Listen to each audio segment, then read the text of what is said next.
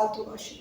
გვინდა განსაკუთრებული მადლობა გადავუხადოთ ქალბატონ ნანა მარაგაძეს, რომელმაც მასტერკლასის სახით ჟურნალისტებს გვემასპინძლა და გვასწავლა არაჩვეულებრივად თუ როგორ უნდა გადავუმუშავოთ თეკა და მოვამზადოთ იმისთვის, რომ მასზე ჩვენთვის სასურველი ნამუშევარი შევქმნათ.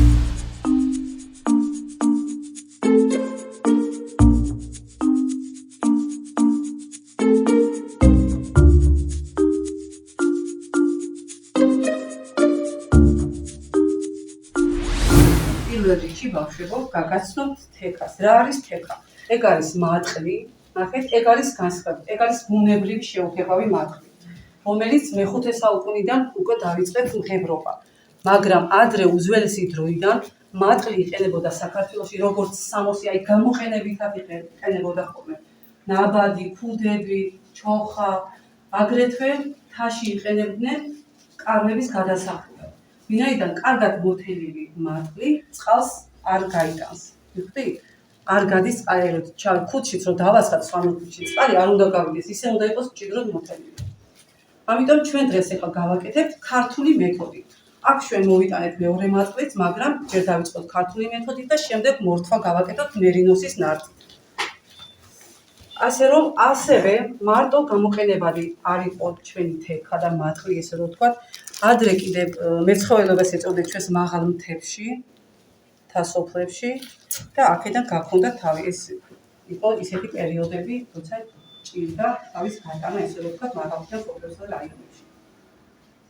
ასევე იყენებენ ქართულ მატყლს და მირინოსის მატყლსაც სამკურნალოდ. ბავშვებო, აქვს სამკურნალო თვისებები, ხერხემლის, ძალიან ბევრი დაავადებების, ასევე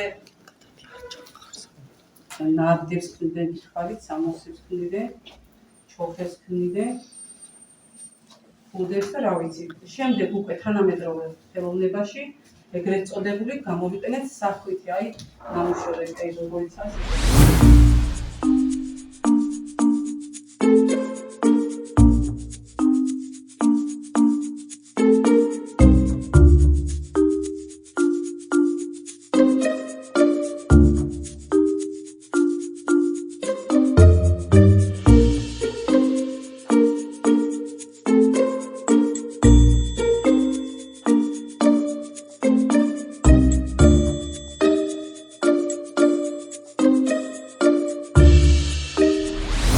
დადების დროს განაწილება უნდა მოხდეს თანაბრად. შეგვიძლია აი მირინოსის ნართითაც გაჩვენებთ, მონაწილე ერთი წავიდე და მარიამთან გადადი. ეს ისეთი კონტრასტი არის, მაგრამ არა უშავს. ნახეთ, როცა მირინოსის ნართით ვაკეთებ. მირინოსის ნართი არის შედარებით ბავშვი, ეს არის ავსტრალიური, სრულიად არის ბუნებრივი, 100%-იანი არის ბუნებრივი. უფრო ამას გამოვიყენებთ, გამოყენებადი, მაგალითად შარფები იქნება, თავსაბურავები იქნება, თუ რა იცი, აი ზოგს აქვს მაგალითად ალერგია ქართულ თექაზე, ამიტომ ვიყენებთ მირინოსის ნართს, რაც არის გამოყენებადი. ნიკოლოტოს გადაგდობით ჯგუფი ამ გასვლით შეკრებაზე განსაკუთრებულად შეკრულები ვიყავით. ეს არის სახელმწიფო გადასაღებ მაინდაზე და ჩვენს მიერ თქვენამდე მოტანილ მასალას.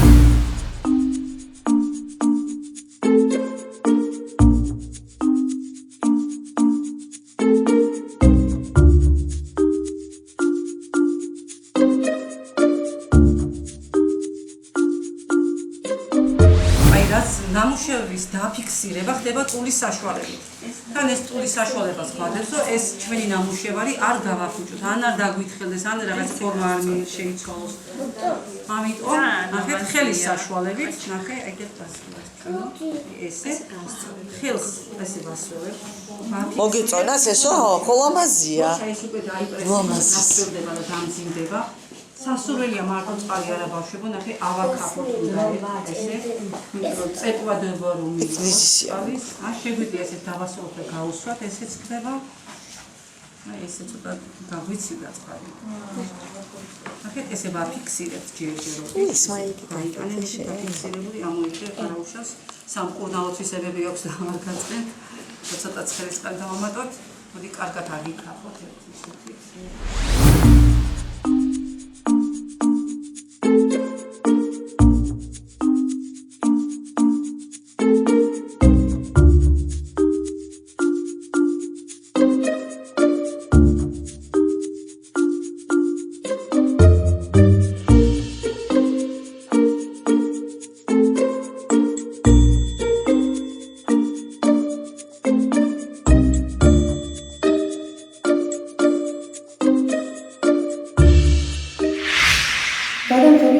კაბინეტიდან კაბინეტში გადავდიოდით და სხვადასხვა გაკვეთილებზე დასწრებას ვახერხებდით. სამხატვრო სკოლაში შესვლისთანავე იგრძნობოდა განსაკუთრებული გარემო. კედლები სავსე იყო ფერებით, ნახატებითა და ბავშვების ნამუშევრებით. თითოეულ სურათში ჩანდა შრომა, მონდომება და ფანტაზია. აქვე გვინდა ხაზი გავუსვათ იმასაც, რომ სამხატვრო სკოლის მასწავლებლები და მოსწავლეები გულთბილად შეხვდნენ. ცდილობდნენ ჩვენი ჩართულობით საუკეთესო შედეგი მიგვეღო. გამოგიწყდებით და მე თავადაც მიყვარს ხატვა. თუმცა აქ მიღებულმა ემოციამ სულ სხვაგვარად ამოვსო. ასეთი მრავალფეროვანი და გემოვნებიანი ნამუშევრების ნახვამ კიდევ უფრო შემოყვარა ეს საქმე. განსაკუთრებით მომეწონა თუ როგორ ასწავლიდა მასწავლებელი ბავშვებს. ის თითოეულ მოსწავლეს ეხმარებოდა, აძლევდა რჩევებს, ამიტომ ყველა ბავშვი თავისუფლად მუშაობდა. სტუდიაში ყველა მოსწავლე თავის სტილით განსხვავდება და თითოეული მათგანი ძალიან ნიჭიერი.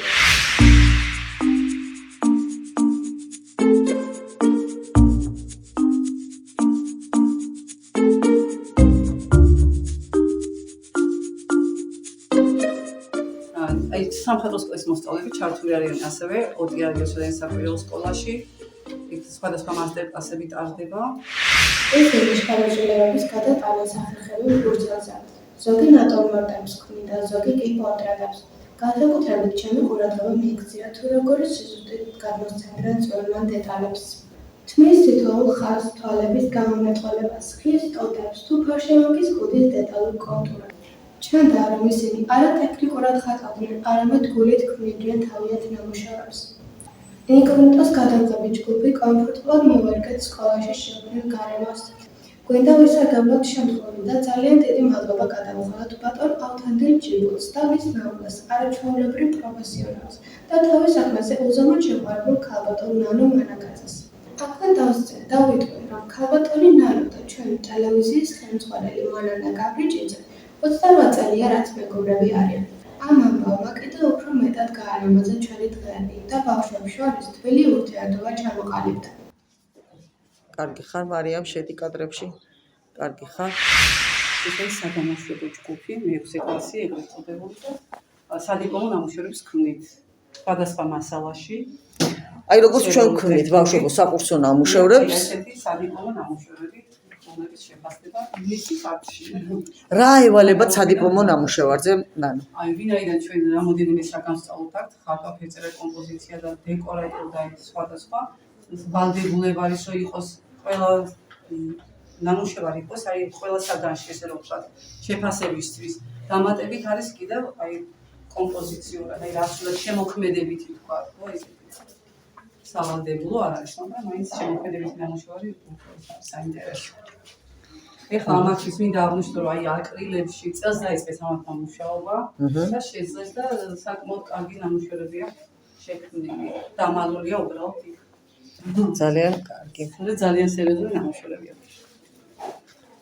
ყველა სხვადასხვა თემაზე. და არის თუ არა ჩარევა ფერებში, აი დავუშვათ თუ მითითებებით შემოიფარგლება მარტო.